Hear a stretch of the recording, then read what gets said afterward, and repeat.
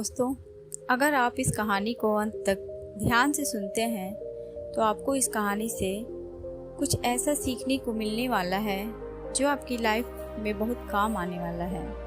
इसलिए इस कहानी को अंत तक अवश्य सुनें। दोस्तों, आज आपके पास जो कुछ भी है वो इसलिए नहीं है कि आपकी किस्मत में इतना ही लिखा था या फिर आपकी किस्मत खराब है, बल्कि इसलिए है क्योंकि आप इतना ही डिजर्व करते हैं। दोस्तों, यह प्रकृति बड़ी ही न्यायप्रिय है। यह उसे उतना ही देती है जितने का वह हकदार होता है। चाहे वो ज्ञान हो, धन हो, अभी आपके पास उतना ही है जितने की आप हकदार हैं। लेकिन अगर आपको इससे भी ज़्यादा चाहिए तो आपको उसके काबिल बनना होगा। दोस्तों, ऐसा कौन सा गुण है जो आपको काबिल बनाता है? क्या आप उस गुण के बारे में जानना चाहेंगे? अगर आप जानना चाहते हैं तो गौतम बुद्ध की इस कहानी को ध्यान से अंत तक जरूर सुनिए। दोस्तों, इस कहानी को केवल समझिएगा मत, बल्कि इस स्टोरी को अपने भीतर उतर जाने दीजिएगा। तो बिना समय गंवाए चलिए कहानी की शुरुआत करते हैं। दोस्तों, एक बार गौतम बुद्ध को एक सभा में भाषण करना था और जब सभा का समय हुआ तब बुद्ध वहां आए और बिना कुछ बोले ही वहां से चले गए। तकरीबन 100 से भी ज़्यादा लोग बुद्ध का उस सभा में इंतज़ार कर रहे थे और बुद्ध के इस तरह के व्यवहार को देखकर सभी लोग बहुत चौंके, लेकिन किसी ने भी बुद्ध से कोई प्रश्न नहीं किया।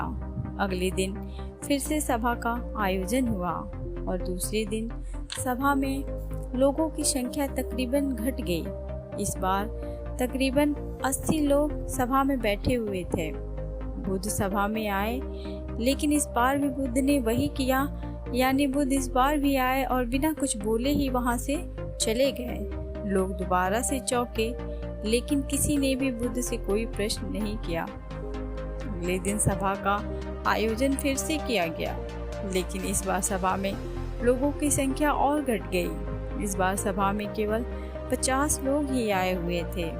बुद्ध सभा में फिर से आए और उन्होंने इधर उधर देखा और बिना कुछ बोले ही सभा से चले गए। उसके बाद कुछ लोग क्रोधित भी हुए, क्योंकि लोगों ने अपना काम छोड़कर आए हुए थे, लेकिन किसी ने भी बुद्ध से कोई प्रश्न नहीं किया। अगले दिन फिर से सभा का आयोजन हुआ। दोस्तों, आप लोग जो इस कहानी को सुन रहे होंगे, आप में से कुछ लोग मन ही मन यह सोच रहे होंगे कि अरे कितनी बार सभा का आयोजन होगा, और आप लोगों को भी इस कहानी को सुनते वक्त इरिटेशन होना शुरू हो गया होगा। और जिन लोगों को भी अभी इरिटेशन होनी शुरू हो गई है, उन लोगों को तो यह कहानी बड़े ध्यान से सुनकर समझना चाहिए, क्योंकि यह कहानी आपके लिए ही है। अगले दिन फिर से सभा का आयोजन हुआ, लेकिन इस बार सभी की संख्या और ज़्यादा घट गई थी, यानी इस बार सभा में सिर्फ 30 लोग ही आए थे। फिर उसके बाद बुद्ध सभा में आए, मुस्कुराए और फिर से बुद्ध ने वही किया, यानी बिना कुछ बोले ही वहाँ से चले गए। इस बार भी लोग बहुत क्रोधित हुए और इस बार लोगों ने पीछे से कुछ कहा भी और बड़बड़ाए भी, लेकिन बुद्ध ने उनके किसी भी प्रश्न का उत्तर नहीं दिया।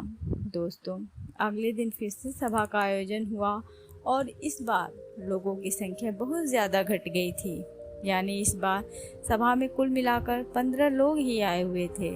इस बार भी बुद्ध सभा में आए, लेकिन इस बार बुद्ध अपना आसन ग्रहण कर लेते हैं। बुद्ध ने उन 15 लोगों को उपदेश दिया और वे 15 लोग ही बुद्ध के भिक्षु बन गए और आगे चलकर उन 15 लोगों ने ही बुद्ध के ज्ञान को अलग अलग दिशाओं में फैला दिया।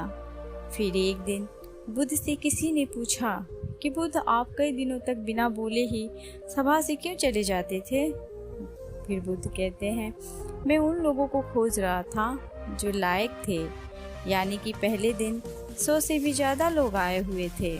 उसमें से ज़्यादातर लोग सिर्फ आए हुए थे, उन्हें मेरे उपदेश से कोई मतलब नहीं था, वे बस आ गए थे।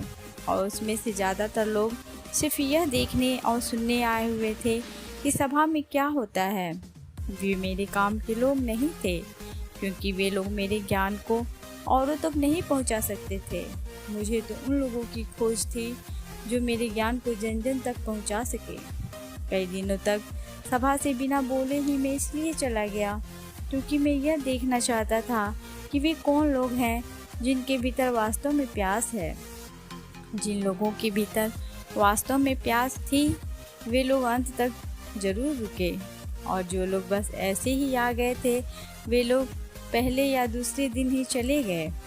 जिनके भीतर धैर्य था उन्हें मुक्ति का मार्ग भी मिला, और जो लोग जल्दबाजी में थे वे लोग अब घर में बैठे हुए हैं। सवाल यह नहीं है कि मैं तुम्हें क्या दे सकता हूँ, बल्कि सवाल यह है कि तुम क्या ले सकते हो। तुम्हारा पात्र कितना बड़ा है और कितने के तुम हकदार हो। जितने के तुम हकदार हो उससे ज़्यादा तुम्हें नहीं मिलेगा। फिर वह व्यक्ति पूछता है कि बुद्ध लायक कैसे बने। फिर बुद्ध कहते हैं कि धैर्य के द्वारा। जिस व्यक्ति के अंदर धैर्य है वह अपने जीवन में कुछ भी पा सकता है। सभा में जितने भी लोग आए हुए थे उनमें से जो अंत तक वहीं रुके उनके अंदर धैर्य था। चाहे तुम्हारे जीवन में तुम्हारा लक्ष्य कुछ भी हो, लेकिन तुम बिना धैर्य के सफलता के चरम तक नहीं पहुंच सकते। फिर वह व्यक्ति बुद्ध से कहता है कि कोई व्यक्ति अपने भीतर के धैर्य को कैसे बढ़ाए। बुद्ध कहते हैं कि निरंतर अभ्यास के द्वारा हम अपने भीतर के धैर्य को बढ़ा सकते हैं। जैसे कोई व्यक्ति जब ध्यान शुरू कर देता है तो उसका मन उसके सामने कई सारे अड़चने ला देता है, लेकिन उसका धैर्य उसे एक दिन उसके लक्ष्य तक जरूर पहुंचा देता है।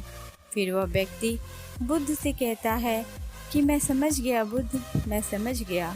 यानी मुझे धैर्य के साथ निरंतर अभ्यास करने की आवश्यकता है। दोस्तों, अब आपको समझ आ गया होगा कि आपके पास वो क्यों नहीं है जो आप पाना चाहते हैं, क्योंकि आप उसके लायक नहीं हैं। आप लायक तभी बनेंगे जब आप अपने भीतर धैर्य को बढ़ाएंगे। और धैर्य कैसे बढ़ेगा? धैर्य बढ़ेगा निरंतर अभ्यास के द्वारा। और अभ्यास कौन करेगा? अभ्यास करेंगे आप। तो फिर करते क्यों नहीं? दोस्तों, खुद से ईमानदारी के साथ एक प्रश्न अवश्य पूछिए कि जो आप भविष्य में बनना चाहते हैं उसके लिए क्या आप धैर्य के साथ कर्म कर रहे हैं? दोस्तों, अगर आपका उत्तर नहीं है तो अपनी असफलता के लिए जिम्मेदार आप खुद होंगे। दोस्तों, आज की यह कहानी आपको पसंद आई हो तो ऑडियो को लाइक शेयर करना ना भूलें, और साथ ही चैनल को सब्सक्राइब जरूर करें ताकि मैं ऐसे ही आपके लिए और मोटिवेशनल स्टोरीज लेकर उपस्थित रहूं। Thanks for watching.